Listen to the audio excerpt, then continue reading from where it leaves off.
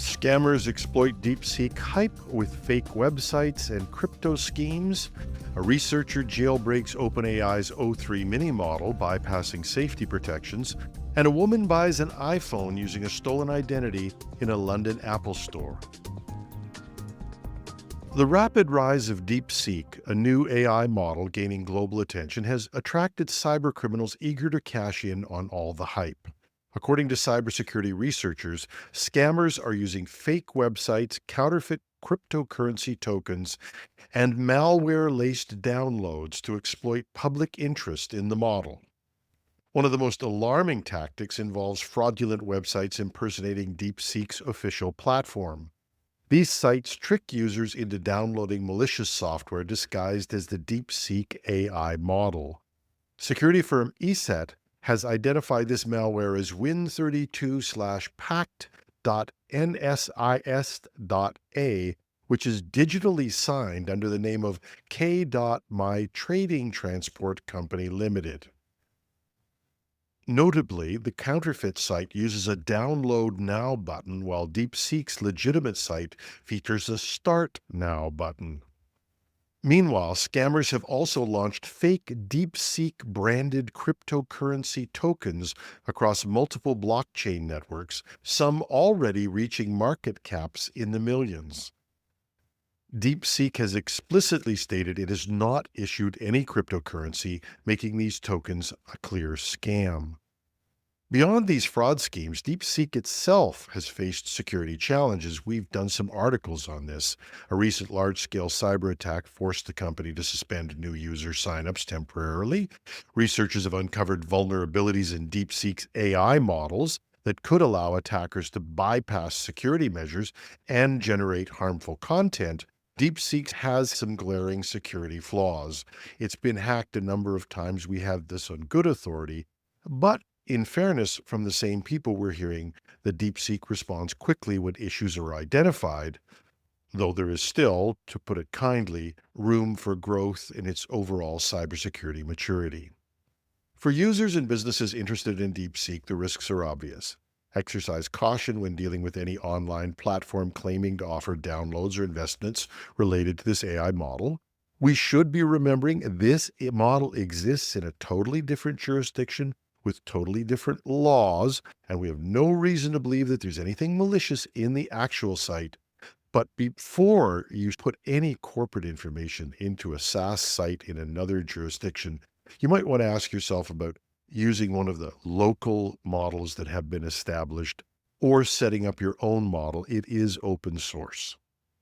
And our colleagues and users need to be told that they need to avoid any DeepSeek branded item, cryptocurrency offerings particularly, as the company has denied any involvement in such projects.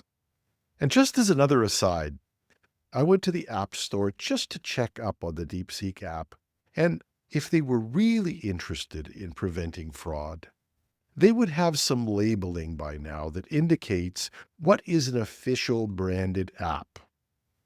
Every popular brand or app has dozens of lookalikes generated, and sometimes the real brand is actually pushed down the list. The one great example of a company that is trying to at least get past this is OpenAI. They have right on their app, because everybody's using their logo, which again, these stores should be doing more to monitor. But the OpenAI app says clearly, this is the official app. If nothing else, is this so hard? And speaking of OpenAI, their latest AI model, O3 Mini, which was designed with enhanced security measures to prevent misuse, didn't take long for researchers to break through. Just days after its release, cybersecurity expert Aaron Shimony successfully bypassed OpenAI's safeguards, demonstrating that even the most advanced AI safety measures remain vulnerable to exploitation. The O3 and O3 Mini models, introduced on December 20th, featured a new security approach which was called deliberative alignment, which was intended to make AI systems better at reasoning through safety concerns and resisting manipulation. OpenAI touted this as a breakthrough in making AI models more resistant to harmful requests. However, Shimony, a principal vulnerability researcher at CyberArk, managed to craft prompts that tricked O3 Mini into providing instructions on exploiting ISAS.exe, a critical Windows security process commonly targeted in credential theft attacks. The incident highlights the ongoing challenge of securing AI models against sophisticated prompt engineering techniques. While OpenAI's new safeguards mark progress, the ability to jailbreak the system so soon after launch raises questions about how effective these defenses really are. It also underscores the evolving arms race between AI developers trying to enforce safety measures and researchers or malicious actors finding ways to circumvent them. Frankly, I think we'd all rather they were found by the researchers first. OpenAI has not yet publicly addressed the jailbreak, but the discovery serves as a reminder that AI security still remains in its infancy to some extent, or at least a moving target.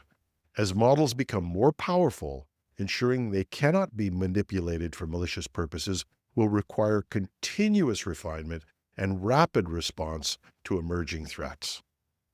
Thanks to the researchers at ESET for tipping us off to this story. I have to say I've seen a lot, but I had a real problem figuring out how this story happened. And it's a simple story. I glanced at it and went, wow. I've heard of many different frauds, but this one was new. And I searched and I haven't found another story quite like it. Although, in fairness, I just might have missed them. A woman is now wanted by police after allegedly purchasing an iPhone using another person's identity in the Masonville Apple Store in London, Ontario.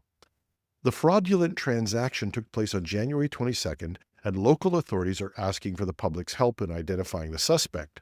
They have surveillance footage that shows images of the woman, but the police have not disclosed how she obtained the victim's personal information or what payment method was used or how that got by what Apple should have for security measures.